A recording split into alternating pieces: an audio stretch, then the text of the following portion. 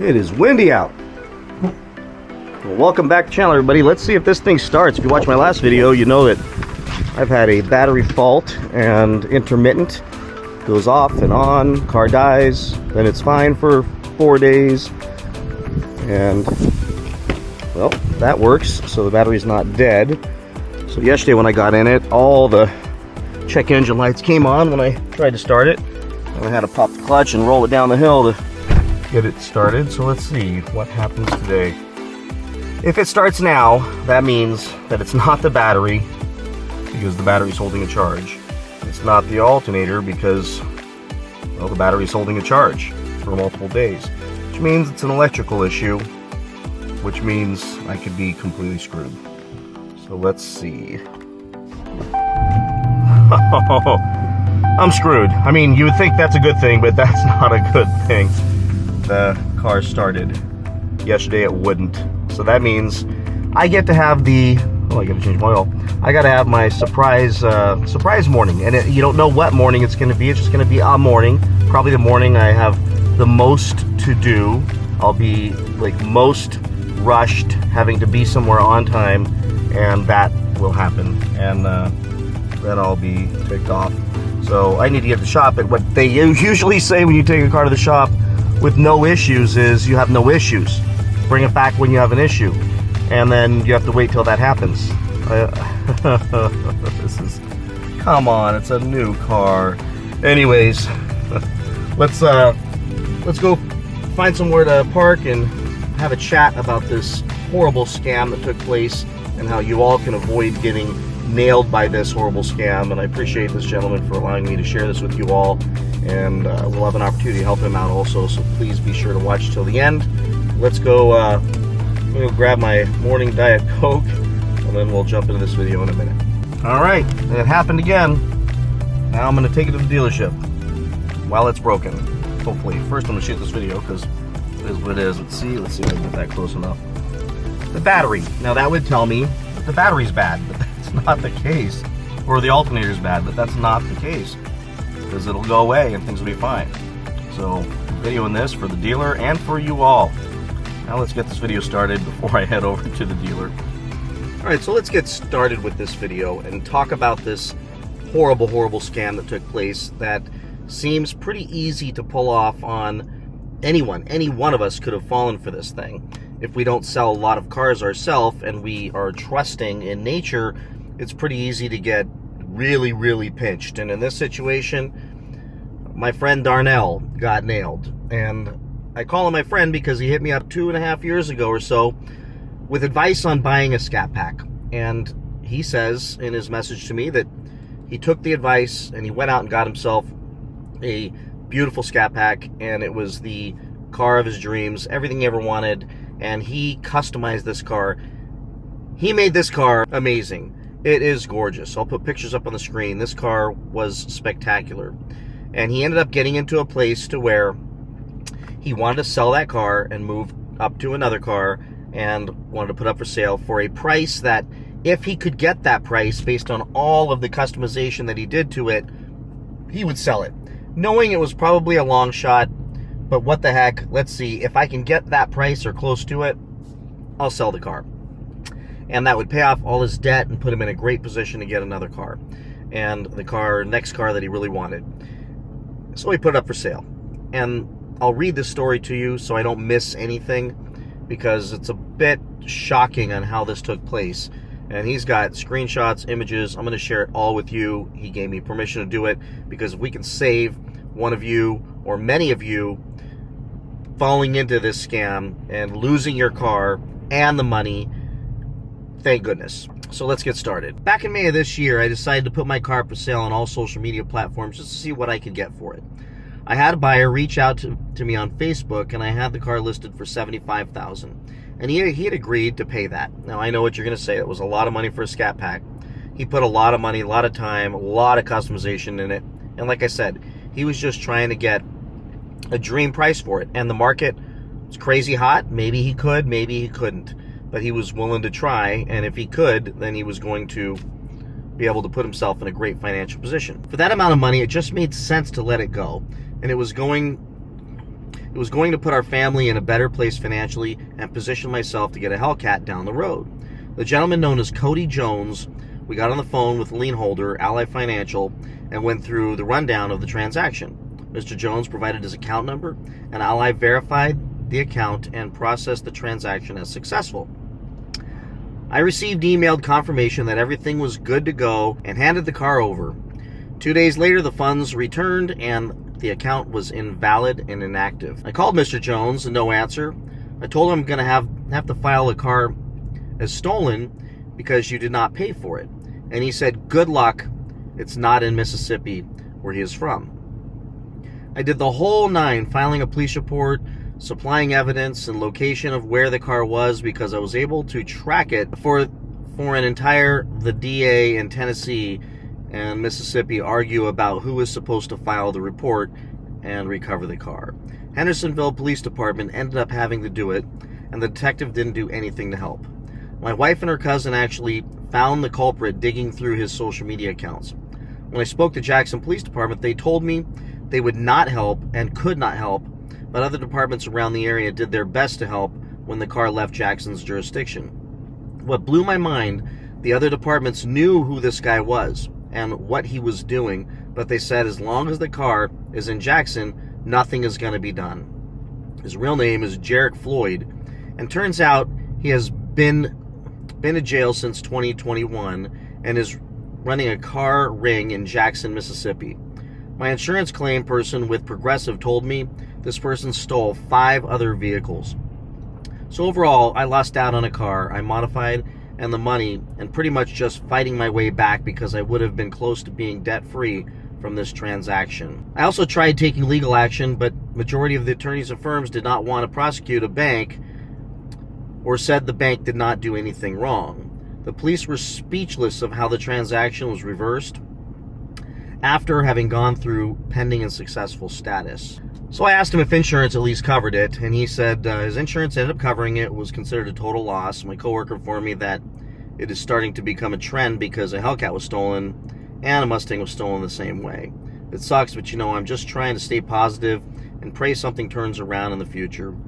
So here's Darnell, young man, 29 years old, with a 1-year-old son, wife, family, trying to get ahead, fellow Mopar lover, thinks he just got a great buyer, goes through all the proper procedures, has the payment made to the bank, trusting that the bank's going to process it and tell him, we received the money, you can release the car.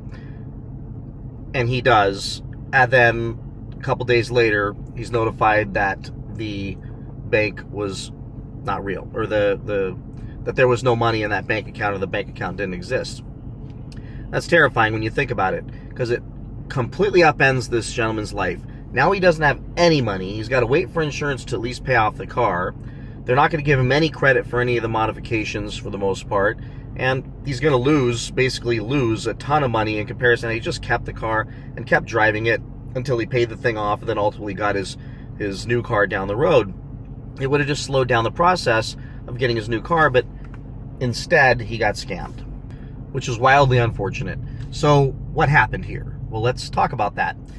And I know exactly what happened, and it's unfortunate because the bank rep probably should have said, hey, look, it takes 3 to 7 days for a check to process, a payment to process that we execute online. And since they set him up as a payer on his account with Ally to pay the car off directly, what happened, and pay the whole amount to Ally, he was hoping to just get a refund for all the overage, and they'd pay the car off and send him the excess, and everything would go fine.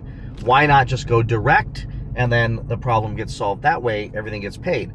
The problem is the person on the phone probably should have said, just like we all know, we generally know this, that even an online payment is going to take, it could take 24 to 48 hours at the very fastest to go through.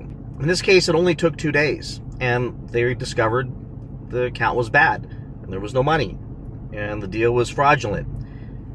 And what they just said to him, look, it's going to take 36 hours, it's going to take 48 hours, whatever it is, wait until we get confirmation that the payment has cleared his bank and we have received the actual payment before you go, giving him the car. That would have saved everything. Now, I'm not going to take sides with Ally or him on this situation. I think, yes, any buyer should know it's going to take a few days for a transaction to go through. So that's where Darnell learned a very expensive lesson, and a lot of people would learn that same lesson, so I'm not faulting him. And the bank should have told him, hey, it's going to take a few days. It would have been fine then. Payment wouldn't have went through. He would have never given the guy the car. He would have discovered the guy's a scammer, and everything would have went away, and he would have been, relieved that he didn't give the car over, and that realized it was just a scammer, and he would have had a fun story to tell. Instead, the guy got the car, and the car is gone. So my warning to you all, and advice to you all, is if you sell a car, don't hand the keys over until the money has completely transferred. I will also tell you that there is stories of fake money, counterfeit money. People show up with cash money. If somebody ever gives you cash money, go to your bank, meet them at your bank, go to the teller, and have that money counted out in front of the teller and ran through their machines to verify that it's legitimate, real money. Because when people find out that they just took a stack of fake $100 bills and they don't have their car anymore, that's pretty horrible. Always count the money, obviously, because you hear a lot of videos out there where people get shorted. They get so excited about all the cash, and then they don't count the entire amount, so they end up short themselves out of a few $1,000s. There's all kinds of real crappy moves that are taking place out there. But overall, the best way to sell a car yourself is, again, if you're with a credit union, and it's a local credit union that you could meet the buyers at, walk into that credit union, set an appointment with one of their consultants, and have one person pay the car off and the other person with a cashier's check, ideally, that they'll verify as good. And then while you're there, your credit union, most credit unions will handle all the paperwork even to transfer the car, pay off your loan right then and there. You'll get a statement, they'll get the keys, and you're out of the deal. You're good. You walk away clean. I sold a Range Rover that way years ago.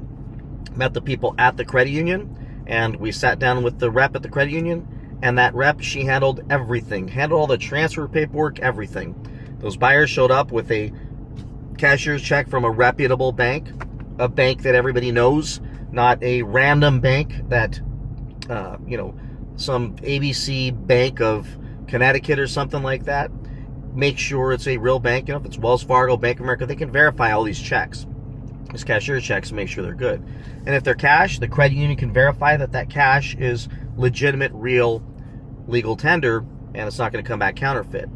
So that's the best possible way. But if you can't do that, then you've just got to wait the time. Get the money into your bank account, do the purchase contract, and agree that once that money is cleared and in the bank account, if they're going to wire it to you or transfer it to you somehow, that once it's there and it's real and legitimate, that you'll hand those keys over. And if you can't do that, if they won't do that, then don't sell them the car. That's it. But Brad, what if they won't buy it if I don't give them the keys right now? Like they're sending me the money, then don't sell them the car. I mean, if they can't wait a couple days for all those funds to clear and to be verified and to make sure nothing's going to get pulled back, then they're probably a scammer. Otherwise, if they really want the car, you can tell them, you'll know where it's going to be. It's going to be at my house. I'm not going to put any more miles on it. And by the way, you know where I live. You have a purchase agreement that's legal, and we're good. And you can come get the car once that money clears. Really simple. Hell, you want to move into my couch downstairs? We can wait till it clears. I'm simply not going to hand you the keys over till that money's real. Way too many scammers out there. So with that, everybody, be careful out there with this stuff. It is horrible when this happens, and it certainly set back Darnell's life and Darnell's family's life. So I'm going to share with you, and I offered to do this. I literally offered him. He didn't ask me to do this. I offered to share his Cash App, because if anybody wants to help Darnell, I'm going to help Darnell. If anybody wants to help Darnell and send him $25, $10, $5, Send him a Hyundai. But let's help get him out of debt and get him another car. Because now he doesn't have a car. He can't afford to go buy the car he wants. And he lost his car and, of course, didn't get enough money out of the insurance company and didn't get anywhere near what he was hoping to get for that car. Obviously, the market softened. So now he's just out of car. And it's pretty sad. So go follow him on Instagram. And his Cash App, I'll put on the screen right now, is Oscar Dothard. So $, Oscar Dothard. And send him $5, send him $10, or send him nothing. You don't have to do anything. But what I told him, I said the Mopar community is pretty cool. I mean, when we can help one another, we do. When we can jump in and help a guy out, we do. And I'm going to help him out, and you can all help him out, or you can choose not to. He's not begging. He did not ask me to do this. As a matter of fact, his message to me was, if you can just help save someone else from this same fate, that's enough. That's enough for me. And that's when I went back and I said, dude, let me see if I can do a kindness for you. So, by the way, if you don't have Cash App, download the app on your phone, and it takes about 1 minute to set it up. It's safe, and you can bounce him over $1, anything. Let's see if we can get him back in a new car and back in the Mopar family after this horrible tragedy and getting his car stolen. What a world we live in, folks. So with that, be careful out there. Please like, subscribe, comment, share this video with anyone you think could use it. And I'll see you in the next one. Bye-bye. Now let's take this thing to the shop.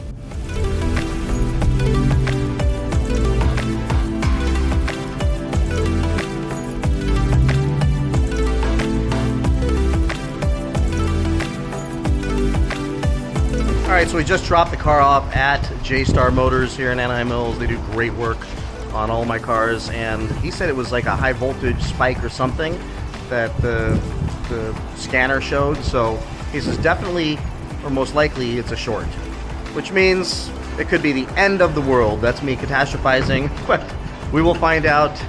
We'll find out in a couple days, because Thanksgiving's on Thursday, so he may have the car through the holiday. That would suck, but if you see me out and about in the cop car, throw me a wave.